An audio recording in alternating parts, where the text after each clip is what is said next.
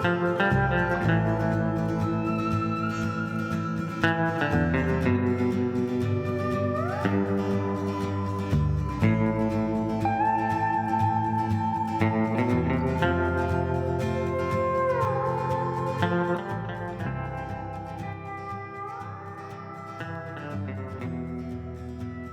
everybody, and welcome to Lost in the Groove. Today is an interview with Trippydubz, a DJ, and you create music. Create all different types of music. So, without further introduction, why don't you introduce yourself to the audience? Trippydubz. I've been producing for about 4.5 years, going on my 5th year. Down south, Florida, local, trying to make it out, normal Kind of hard grind. out here.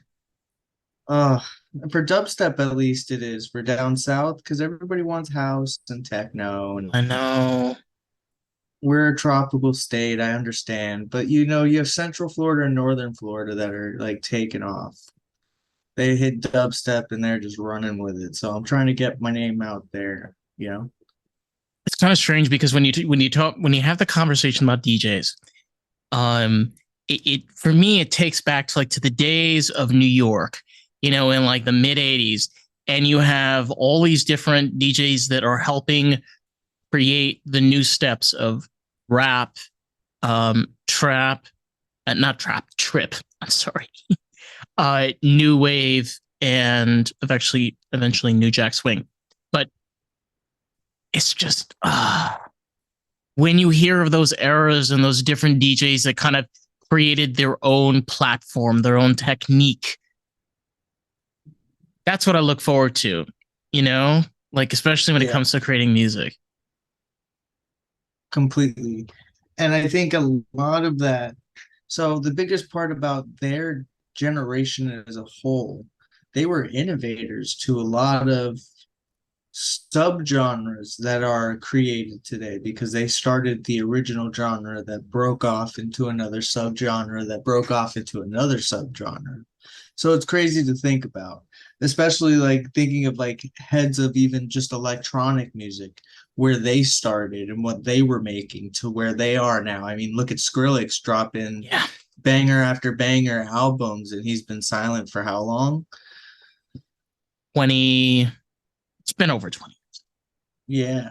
It's been over 20 years. Come back and be like, yeah, I'm not done. It's inspiring, to say the least, Because the thing is, like, people forget that DJs have paved the platform for a lot of genres throughout, the 60s, 70s, 80s, and 90s. The thing is, just like comedians need the owners of clubs, musicians, creators, and artists, especially when you're dealing with festivals like down here in South Florida, different events, you need those DJs. You need those DJs to be in-house. But I get where you're coming from. Like, it's where, like, this is what the audience wants, but this is what you want to make. And to get that out to the right audience is tough. It's hard, but I feel like you make genuine fans that way. One thing I've watched a lot of is people fan over a group because of them making a certain type of music, and they show something that isn't that genre or doesn't fit that norm, and people are ready to stop supporting the artist because they don't want to make what they want to hear anymore. And that's a scary part about trying to please your fans. You continuously do it, and they're going to never expect you to branch out and do something you enjoy. Right. And I think one group in particular that comes to mind is like Cypress Hill, because they did what they wanted. And the audience that they created were people that were like, hey, I like, it's weird. It's kind of funky. It's got a good groove. But the audience came to it. They were able to realize what they were doing and able to capture that. It's hard though, because like, you got to remember, when you're dealing with this type of industry, you're dealing with people's taste, people's political opinions. Unfortunately, it's a hard mix. One thing that I find easy with dubstep, at least, you Right. pick, let's say, three or four really set in their haunches, decently named producers to look up to, reference a lot of their stuff, and try to create your own style from seeing what they had work without biting their style. One of my biggest Right. influences is Versa. And I try very hard, and I just got confirmation the other day with another artist who's close with him that I try to match his style very well with like heavy sounds and fast movements going into slower progressions later on to really like throw the crowd in a circle. And I do it in a way that it won't be looked at. You can't put it next to any of Versa songs and be like, that's this song. No, it's not. The flow's different, the sound's different, the drums are different. Everything about it is different, but it's close. It feels familiar. Well, it's an adaptation. So like if you can sum up in a way like the music that you're making, like from I would say like a different genres. In short, how would you sum up like the in general like the music that you are making? The type of style and the type of beat, the type of synths that you're putting in, type of sounds. I'd say it's tear out with a rhythm influence, which tear out stems a lot from dubstep mixed with like heavy metal. Do you see what I'm Mm-hmm. saying? And rhythm comes from a subgenre that came from remixing reggaeton and reggae music and using those same wetter synths instead of like heavy gun, machine gun synths and putting it in a really simplistic pattern. So I take the simplistic pattern and I put guns in it instead of wet whippy sounds. So, That's a lamest way I could put it. so kind of like a sarcastic replex where you're creating this like I love this because this thing like It's you like get a with hybrid. yeah. Yeah, like for example, like I'm thinking like of like industrial metal or like electronic metal. Like I love industrial metal and I love electronic metal because like it kind of like crosses the line a little bit of like what is It could this? be this, but it's also this. Yeah, I Yeah. know. Oh my god, I love the twist. And Um, it also brings you in other fan groups because there's some people that love rhythm but hate tear out, and vice versa. People who love tear out and hate rhythm. So I bring both together so that when I'm playing live, I can play my originals and double it with a rhythm tune that everybody knows because both of them have such simplistic patterns they play over each other. right. So kind of like in simple short, like you're able to create something that can be adapted depending on the situation. So like it's kind of bananas because when you're creating music, you think like, oh no, it can only be used for one purpose. Not necessarily. You can get kind of creative and kind of change it around for different things. Like you could Because take a I also song. want to think about not only the listener, because the listener is your biggest fan. That's I love every person that listens to my music, but another person you want to accommodate for is the other artists who are going to be listening, because they're going to Right, be the ones that showcase your music on stages when you're not playing. So right. if I can give artists something that they're like, yo, I can find a double to this, or I would single drop this at any one of my sets, it's like, all right, I love it, they love it, and the artist loves it. Then it gets pushed out of nowhere. Yeah, you'd be able to create like this connection because the thing is to be able to grow as an artist. Take a guy like Andy Warhol. He believed in this idea, what's called an artist circle. And it's kind of becoming more in fruition now, which is where you want to grow in as an artist. You could do it. You could do it solo. Good luck, but you got a lot of really cool people. Like for example, we're out here in South Florida, so we can give a shout out. There's a lot of really cool people out here that you can collaborate with and be able to figure out something new, learn something, try to add something on. Like you said, like somebody can maybe be inspired to try something else in their set. Um, Can't really always do that when you're 100% solo. Especially so, and a lot of things that I noticed. So I signed to management and an underground label recently. The label's been announced. The management, I'm still waiting to announce because Instagram, I don't even want to get into it.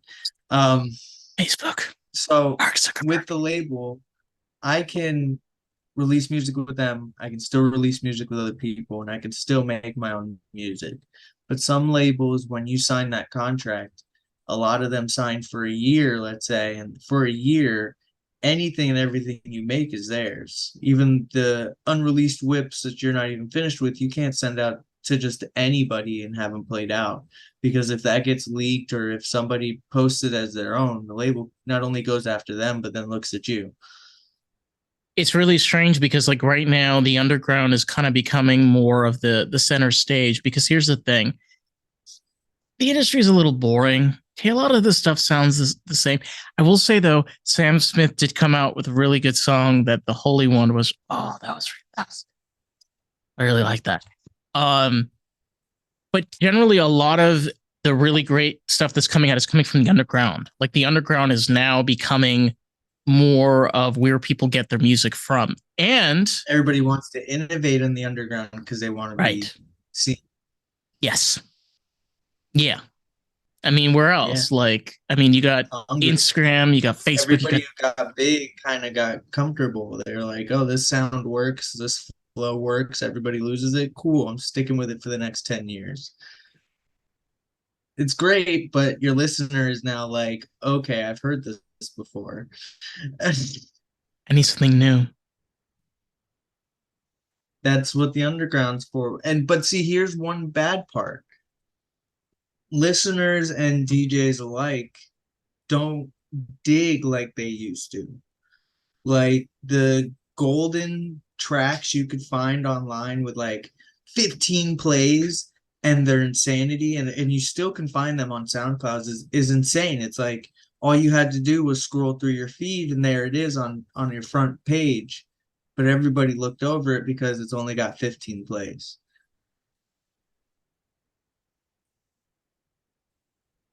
People forget that there were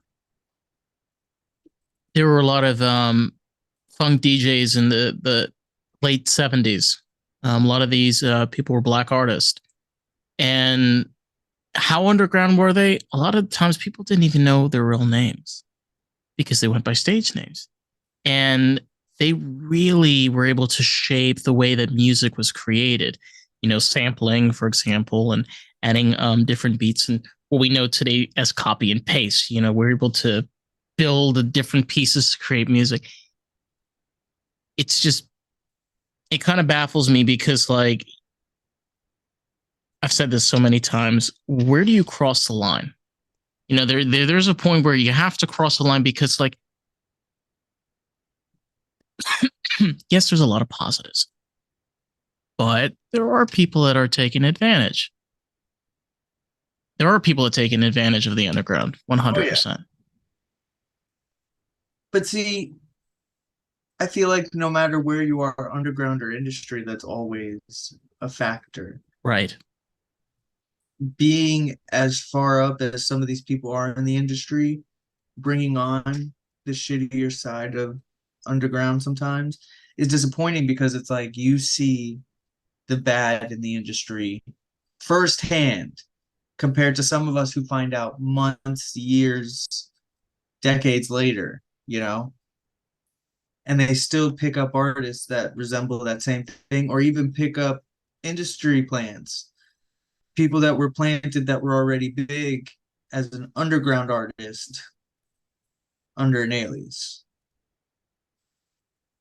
The industry is weird. It won't branch out to the people actually making the innovations. You wonder because, like, who's actually benefiting then? I mean, you know, when you have so much innovation because when you're talking about the past, okay, and I bring up this is important. There's a lack of tools. There's no social media. There's no internet. There's no programming, there's no software, none of this exists. Everything has to be There's done no by promotion except buying a billboard. exactly. So like now you got everything at your fingertips. You could do whatever you want,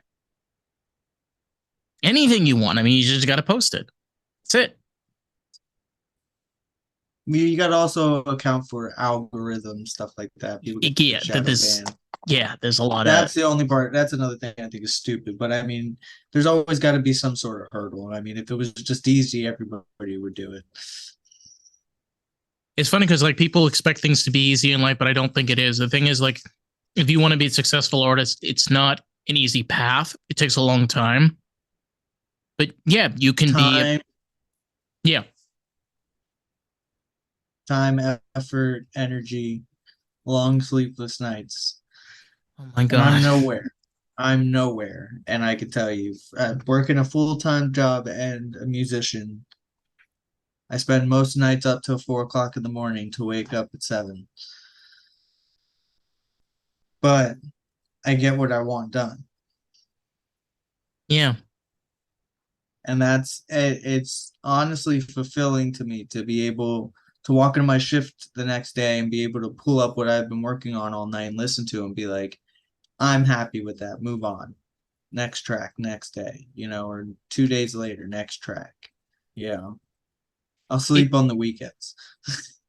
the thing is like it's a never ending battle because we tend to forget that the way that we're able to be successful, artists are never going to be able to fit in to the world's norms. We always are going to be different types of people that are going.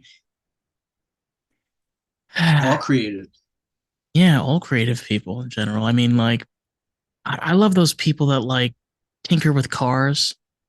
You know, there's just something so incredible about people being creative because you as an intelligent species are stating that like this is what I want to do.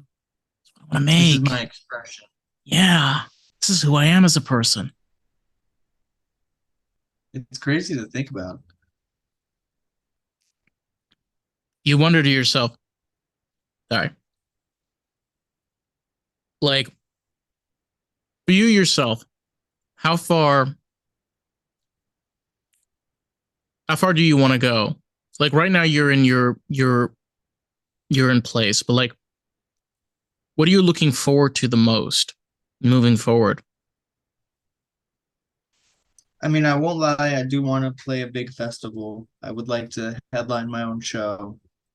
But in the grand scheme of things, and my family calls me crazy for this, I 100% believe in my whole heart that I will make it in this industry. But at the same time, I do keep in my mind that even if I didn't, even if the stars never aligned and I never made my big break, I think the most important thing to me was just that people heard me. Yeah. And you know, you were able to create the content that you did. You know, there are people that don't even ever pass that stage. There are people They that never even try. no. Yeah, I was talking about this little bit ago. You know, there's like I think over like 4 or 5 billion podcasts. I don't know, some crazy number. Not 4 billion, like over like 4 or 5 million. I don't know, some crazy number. And here's the thing: you have a lot of people that are doing podcasts, but they're not actually putting in the work. You know, like Yeah, they just make an episode, upload it, and walk away. but like to prove your point even more, like even if the stars don't align, is look, if you're not going to put in the work, you can't expect any return. I mean, like, come on, it's not how the world works. So there's an artist that I know. Love him with all my heart. I'm not going to say his name, but love him with all my heart. I've been trying to help him, and it came to a point that I had to let him do his own thing. And that was because one of his biggest problems is his form of putting in all the work wasn't all the work. His music wasn't where it's supposed to be quality wise, not even to my standard, not even to my opinion, to a listener's point of view, wasn't there yet. I tried to give him pointers. He never wanted to listen. Now he's to the point that he's trying to create YouTube videos for his music. And it's like, I want to stop and say the amount of time that you spent making that YouTube video, which was several days, you could have spent taking a lesson and going farther in your status, you know? It's being And able I feel to it's being able to accept a helping hand. 100% because listen, I am all for not knowing what you're doing and trying to learn because I was there. I started with the only musical background I had was playing real instruments. I played a French horn in high school. I was in a rock band junior year. Like I know how to play the guitar, I know how to play the drums. I used to know how to sing, but I really messed up my throat because we were a screamo band. So, I had to get crazy.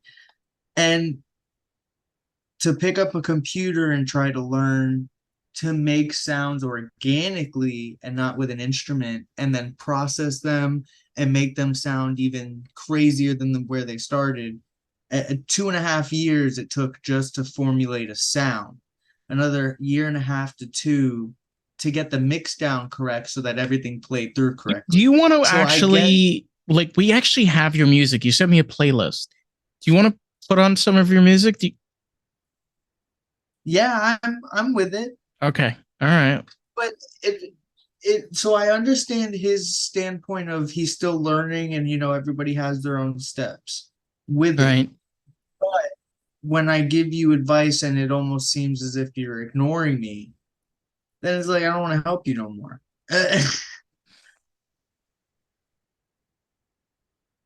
Talk to me about this. So this one's called Six Paths VIP. So what are we is that what we're listening to? Yeah. So this is a VIP of an original I made. The original I made 2 years ago or 2.5 years ago, released it, removed it from my page to recreate because I didn't like how it sounded and I learned some new techniques and ended up never releasing it. I still have it. I'm going to release it this year and was like, I'm going to make a VIP of it. And yeah, this is newer sound design mixed with the old sound design of the track. And yeah, it's one of my favorite. All right. So let's take a little listen, shall we?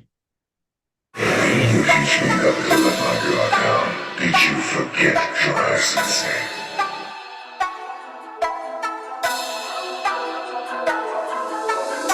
You see that was originally. You really are a storm teacher. The articles were dead from lessons learned. All that remains is pain.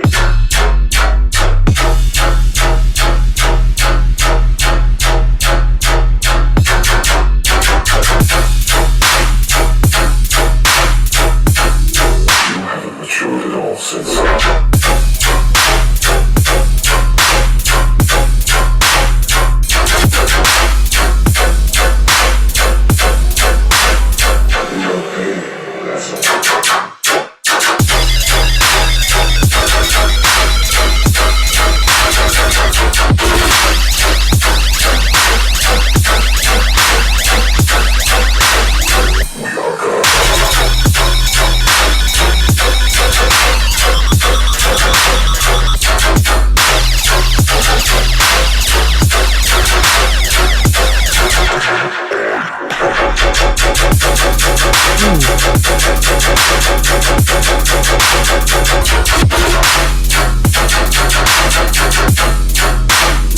This world shall know pain.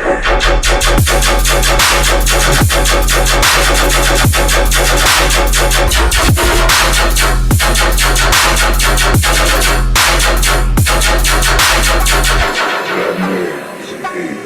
Pain is actually a designation. The second drop's pretty much copy and paste. Again keep it pretty simple. The only things that really change are like tones. Just so that when you double another track over it, because in rhythm and dubstep, doubling is like the big thing that keeps everybody like interested in what's going on stage. So I keep it very simple. but I like to put crazy sounds like that sustain and stuff that when it comes in kind of makes everybody stop and go, whoa, There that's needs to what it be makes me do. okay. I'll be honest. Like there needs to actually be a theatrical performance behind this. You know what I Oh mean? yeah, visuals. I have a friend that does all my cover arts and stuff, and we're actually in the making of creating Trippydubz a character so that he can animate it throughout visuals for every one of my Ooh, sets. that'd be So really cool. Trippydubz is always going through something. You know, this kind of reminds me because like experimental music, like you've heard of the band Suicide. Yeah. Okay. Like I've heard it's funny because like I was listening to a podcast about their whole story, and it's like they were very creative, but their music was very experimental. And like today people love Suicide. I mean, I think their music is really cool. Um, but it again, like that shift, that change, that like desire of like, ooh, I want to try something different. I want to see what this is about. It's getting out of the box, you know? It's like Yeah, and that's actually where so my nickname before becoming an artist was Trippy Kid Nick. Went through a whole psychedelic phase. Every time someone saw me, I was, on psychs or guiding someone through psych. So I got Trippy Kid Nick. Started music, was like, I'm gonna do a different name. Didn't work for the first year, chose Trippydubz. And the whole secondary thought behind Trippydubz, other than my name being Trippy, is someone's gonna see Trippydubz and they're gonna think, oh, this is experimental, this is deep dub. When I'm tripping, I like really intense music. I don't know why. It's just always been a thing. Tear out, screamo. Like I'm tripping and I'm like, ah. So it's a really messed up vision, but I think it's funny. And I know that the people around me kind of think it's funny. I'm waiting for the day that I play a festival that's multi-genre. People see Trippydubz and think, oh, this is going to be like Wubs or something, Someone's going to be in a K-hole or tripping or something, walk over to my set. It's going to be the most intense thing they've so. heard, but it's going to make them stop and think, man, maybe I should give this genre a chance. Let me ask you something. Have you ever heard of a band? I think pronounced Molchot Dolma or Doma. No. Okay, I think it's like Molchot Doma. They're a Soviet punk band from Belarus. They're coming here to Fort Lauderdale. I'm going to go see them. They are also quite experimental because if you've ever heard Soviet rock music, oh my God. It's like the darkest shit you've ever heard. And it's in Russian, but if you translate it, you're like, what the fuck? What the fuck? But again, like that is the thing about also like punk. This is why I'm bringing this up. Punk is a great example of this. It's a way of expressing your like anger and your like just like getting that out there within your music. And like it's not for everyone. I'm not saying it's not for everyone. Like, not every genre is for every single person. But some people won't. The problem is some people won't even try it. No, I know. Under stigmatisms that they hear or other people's judgment of it. My friend group doesn't listen to this, so I don't. So it's like, I hope that my name can make someone step out of the box thinking it's going to be something that it's not, and them go, guys, wait a minute. We've said that this is horrible, but this kid just showed me totally different, It's like, I want you to come to my set and be like, yo, I'm expecting some mellow wubs, and like you come and it's like repetitive 147 basses that are going ching ching ching ching ching. But at the end of the night, you're like, that was a pretty good set. Yeah, but like tying this back, and I'm sorry I'm bringing up Suicide because like this, I don't know why it just reminds me of Suicide. They did that too, like the wobbling. You want to talk about like insane sounds? Okay. John Cale from the Velvet Underground and his shrieking viola. I mean, it's beautiful. It's very experimental and it's beautiful, but I can get where people could be like, what is with this guy and his shriek? Like, what is with this shrieking? Like, but again, like every single artist has their way of expressing themselves. And the thing is, if you're like passionate about what you're expressing, it shows through your music. 100%. What you can't be. I was having this conversation the other day. Passion in itself will be shown in not only the music you're putting out, but the progression your music continues at. Because even when big guys plateau, they find other ways to continue to progress, whether it's the mixdowns are getting cleaner or they change up their drums or change the patterns in general. There's always a place that your passion can continue to thrive.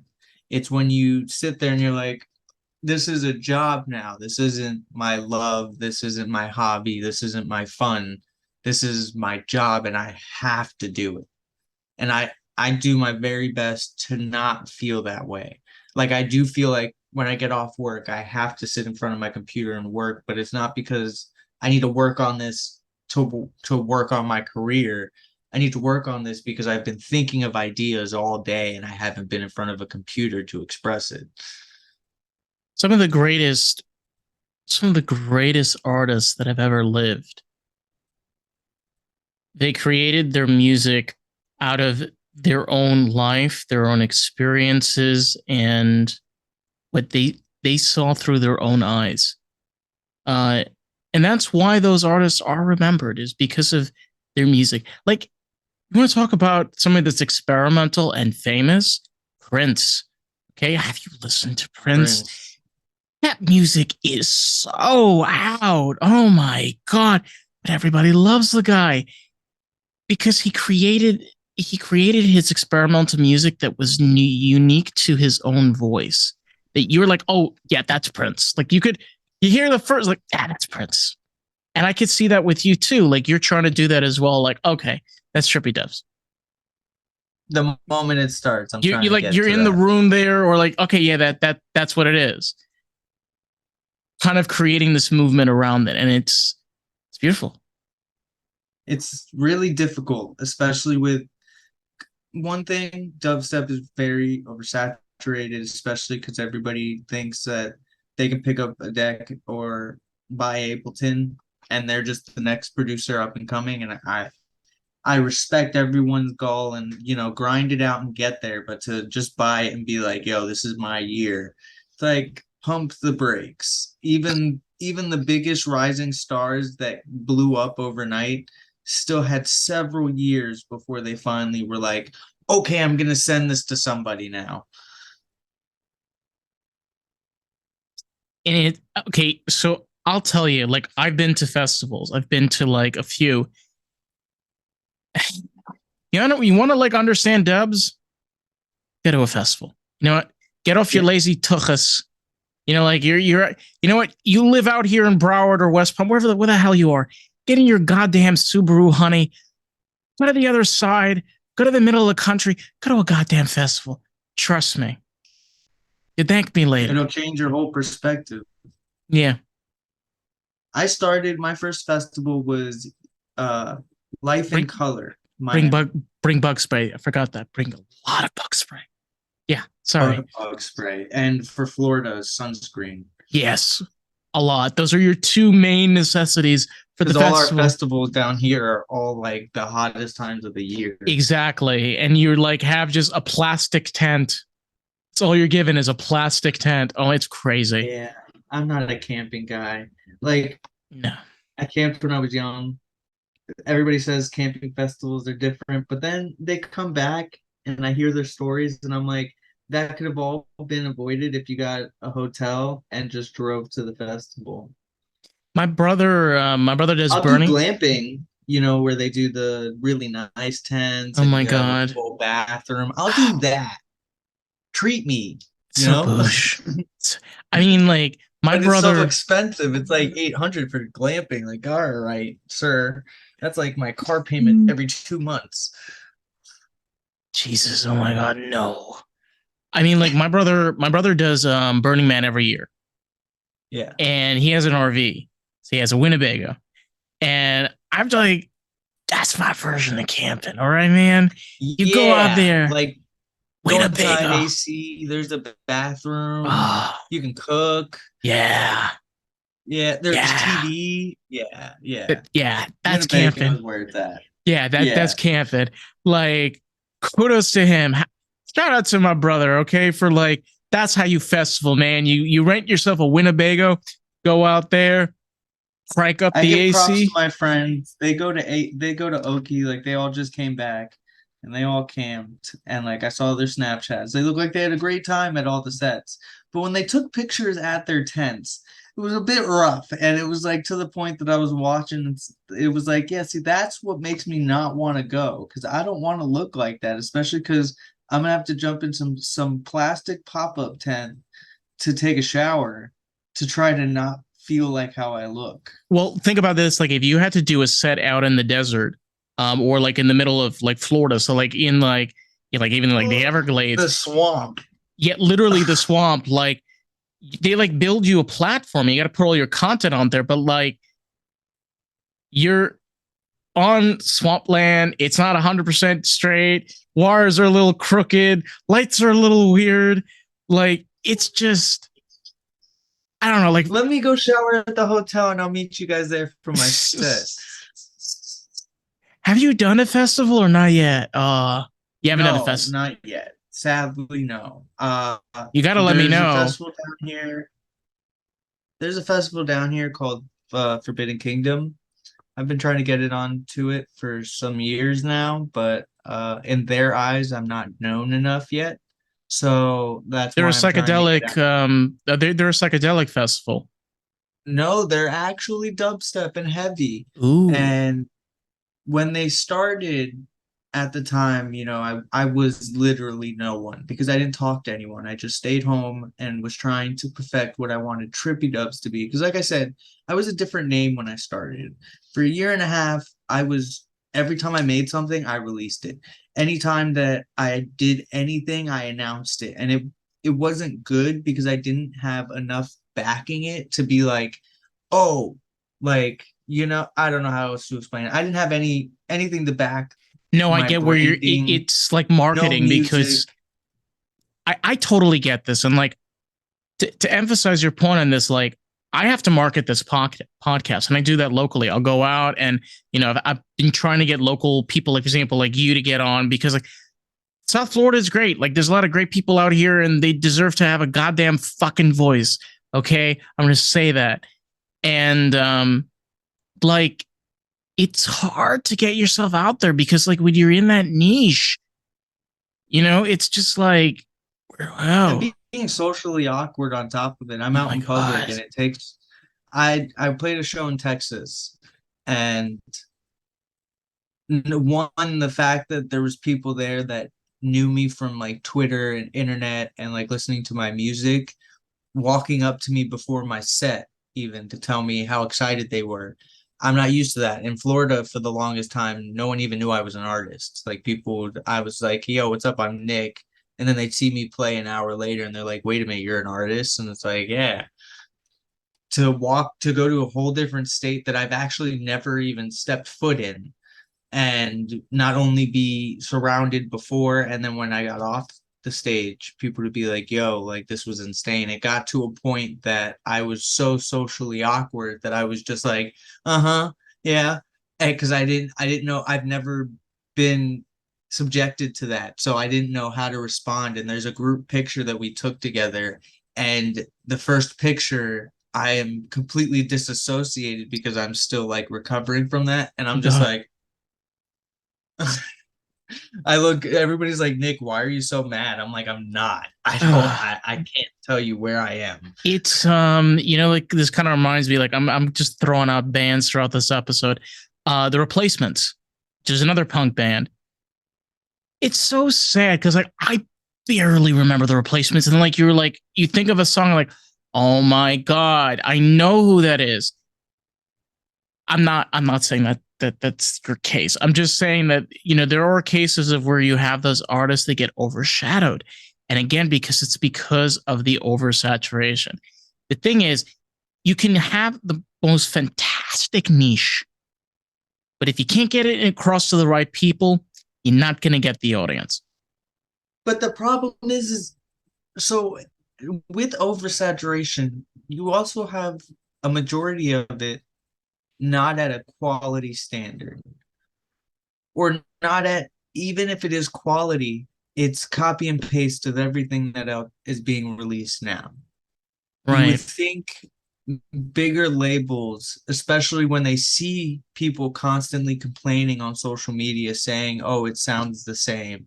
Oh, another copy paste. Oh, this sounds like it was ghost produced. You'd think after a while they would take heed of that and say, okay, let's try one of these other people who never get that kind of a response and see the outcome, because they, even if they're doing it just for their platform, as most are, they would see a bigger rise in their stats and what they're looking for than to continue to look at the same groups that are using the same presets and the same flows for every track they release.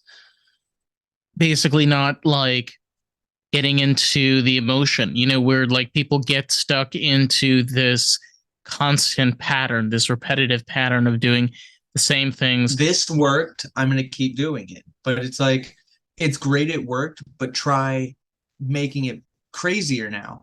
Change the flow, but use the same sound. Change the sound, but keep the flow. Make it different so that someone goes, wait a minute, I know that this is this person, but this is crazy. You're dropping stuff and it's like, I know it's this person and I've heard it before. Where's the food 10? you know? Oh my God. I know. It's just like, it's just getting down to be able to like say to yourself of where people are tired. I can raise my hand. I don't want to live. I don't want to live life, where it's just the same fucking shit every goddamn day. Like, you need to be able to accept yourself of where, gotta get out of your comfort zone, man. Gotta try something different. You gotta be able to be like, you got one life, okay? Make the fucking best of it and move on. If it doesn't work, it doesn't work. At least you tried. And you can do something else. It's not like, oh, well, it didn't work and now my whole life's wasted. You still have time to try something else. Life is all about continuously trying to learn.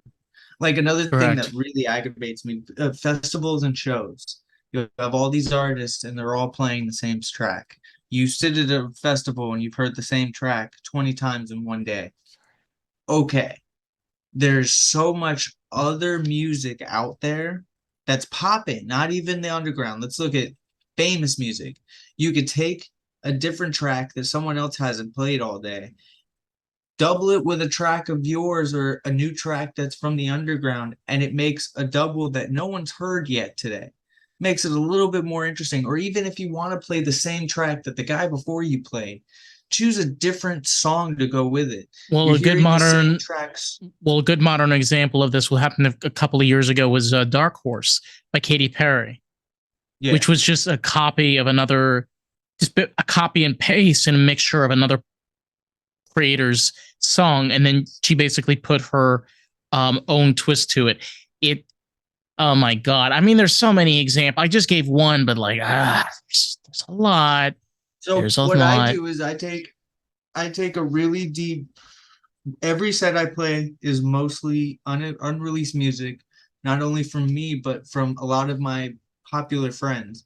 And the ones that are like famous, I buy specials from them, which a special is if they released a song or they have a track that's unreleased, I ask them to make me a different version so that I'm playing the same track that everybody else is playing, but it's different. So when it drops, you're not like, I already know what's going to happen. No, you don't. This track's not even been played out yet. I'm the only one with it unless I give it out to someone. You know what I'm saying? I like the fact that if someone came to my set, they can hear stuff that you won't normally hear, at least not at the set that you're at. You're not going to walk to another DJ, wait for the next guy, or go to a different stage and hear the same 46 tracks that I just dropped, because most of them are exclusives that were sent directly to me. Right. It's all about collaborative effort. When you have one person, the power of two is a lot stronger than the power of one. Being able to being able to take the differences and kind of bringing them together, like that's kind of what jazz is. Again, shout out to another genre. Is like you play clarinet, yeah, I play flute, okay, you play banjo, okay, I play guitar. All right, can you play these chords? I yeah. Start here, you start here, and you start here. Yeah, and like you play that chord, I play that chord. Oh, okay, and then you just put it together. It's again like one of the oldest versions of experimental music that's been recorded that we know of, and it's still using it. They still use that structure. They still use the flow and feel of jazz today in a lot of electronic. There's an artist in dubstep. His name is Phonon, and I mean, it's such a controversial topic to talk about, but he made a track called Polyrhythm, which changes from 1/4 timing to I think 3/4 and goes into a polyrhythmic flow. And it's almost as if midway through the drop, you have a jazz breakdown. And when it first dropped, it was one of the craziest things to hit music because it was innovative. No one's heard it before. Now I like when he makes it. When he plays it, it's a little different because he's pressing the Q button to make a new flow, which can get choppy, especially if the decks aren't keeping up or if they glitch out or if you're not pressing the button hard enough. So I think he should stick to making it in the DAW, but there's no hate because, again, I still think it was innovative how he thought, let me change timing midway. Because no one does it. He's the only one to have done it. It's a unique take. I mean, you're remembering like each person's going to have a different way of how they play their instrument and the way that you master that instrument. It's just like, it's so crazy because like I'm a person that actually like I somewhat play guitar. I'm not the greatest player, but I totally like understand that like you create your own flow, you figure out the way that you work best with it. It's a slow learning process. Like to be a really great artist, it doesn't happen overnight, man. It doesn't just click. No. You may have musical talent in ear. You may be able to hear something, be like, this is good, this is in key, this sounds dope. But the technique and the actual work that takes to get to the end result, years. It does. Everybody that I know has been doing this before, like actually taking it serious and starting to release music, 9 to 10 years. And they're now releasing and getting signed to places within the past 5 of those 9. Crazy. And it's like I'm coming up on 5. It's a crazy thought to think to me, and it makes me a little happy because a lot of them they compliment my music to the point that it's like, I want to be where you're at. You know what I'm saying? And now I feel like I'm on the right path. Again, it's being able to find the right balance. I've said this many times. People kind of forget like one of the essential components about being a functional adult, being a functional creator, an independent person is you need to be able to have balance. You cannot be unstable. If you're unstable, gotta take care of that. Everything else is. If you can't be stable, everything else will be unstable because Correct. There's no stable ground for it to stand on. No. I know. Oh my God. Well, I mean, this has been a trippy experience. Hey, Where's the I know. I currently have a cat sleeping on me right now. I don't know what she's doing. I have to use the bathroom. Yeah, I think we should. We're gonna wrap this up. Well, Trippy, it's really happy for you to come on. For anybody that's listening, where can they find you? Check out your work. We got a little bit of a preview. SoundCloud, Trippy space Dubz. Instagram is Trippydubz with no space, and Twitter is Trippydubz with an underscore between Trippy and Dubz. And I post teasers on Instagram and Twitter daily. So. Oof, I love teasers. Yeah. Well, anyway, with that, be sure to check out his incredible work. And with that, if you want to check out more of the pod, remember you can find us at Lost in the Groove Pod on Facebook, TikTok, Instagram, and YouTube. So be sure to check out more. We'll catch you on the next one. Bye, everybody.